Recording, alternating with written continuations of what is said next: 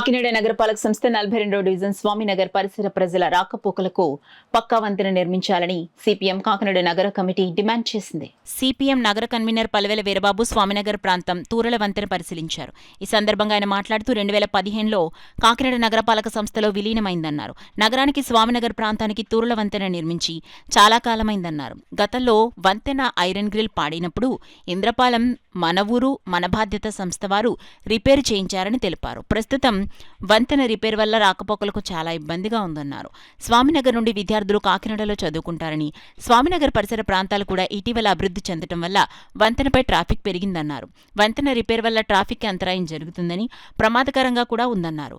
అదేవిధంగా వంతెనకు ఇరువైపులా అపరిశుద్ధ్యం తాండవిస్తుందన్నారు. గౌరవ నగరపాలక సంస్థ కమిషనర్ వారు స్పందించి యుద్ధ ప్రాతిపదికన స్వామినగర్ ప్రాంతానికి పక్కా వంతెన నిర్మించాలని సిపిఎం విజ్ఞప్తి చేస్తోందన్నారు. అదేవిధంగా ఆ ప్రాంతంలో పారిశుద్ధ్యం మెరుగుపరచాలని వీరబాబు కోరారు. తూరల వంతెన రిపేర్లకు గురై చాలా ప్రమాదకరంగా ఉంది. గతంలో కూడా ఆ బ్రిడ్జి అంచులు పాడైపోయినప్పుడు మన ఊరు మన బాధ్యత అనే స్వచ్ఛంద సంస్థ వారు రిపేర్ చేయించడం జరిగింది. తాజాగా ఇప్పుడున్న పరిస్థితి చూస్తే ఒక ఆటో వెళ్తే అటువైపు వచ్చే 2 వీలర్స్ కూడా ఆగిపోయి రావాల్సి వస్తుంది. దీనివల్ల ట్రాఫిక్కి తీవ్ర అంతరాయం కలుగుతుంది. రెండో వైపు అనేక మంది స్వామినగర్ విద్యార్థులు Kakinada Gandhinagar municipal high school వైపు చదువుకోవడానికి వస్తూ పోతూ ఉంటారు. ఆ బ్రిడ్జి అంచులన్నీ కూడా ప్రమాదకరంగా ఉన్నాయి.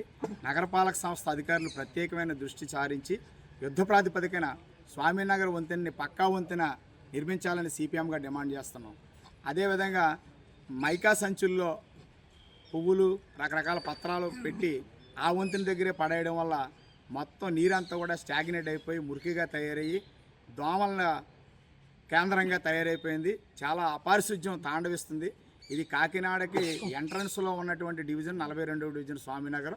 దయచేసి నగరపాలక సంస్థ కమిషనర్ వారు ఇతర సంబంధిత శాఖ అధికారులు స్పందించి స్వామినగర్ని పక్కా వంతెన నిర్మించాలని, ట్రాఫిక్కి ఇబ్బంది లేకుండా ప్రజలకు సౌకర్యం కల్పించాలని, పారిశుధ్యాన్ని కూడా మెరుగుపరచాలని సిపిఎంగా విజ్ఞప్తి చేస్తున్నాం.